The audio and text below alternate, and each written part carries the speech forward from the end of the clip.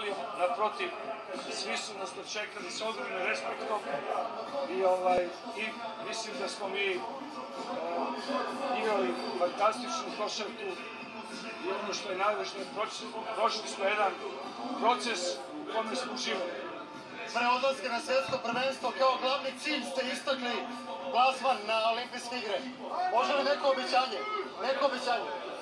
To je bio pre svega jedan osnovni i poslednji cilj, da tako kažem, jer mi znamo da nismo bili na zadnjim olimpijskim igrama, a ova je generacija koja bi to želela da ostvari, to smo ostvarili i sada imamo dovoljno vremena da napravimo dobru analizu i olimpijske igre su u Evropi, ovde, blizu u Parizu.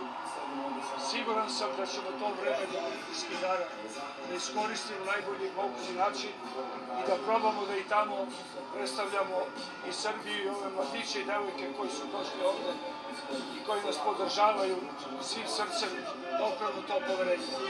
Selektore, mnogo hvala za sve, za emocije koje ste usadili igračima, za način na koji ste ih vodili, za način na koji je reprezentacija predstavljala zemlju. Hvala mnogo.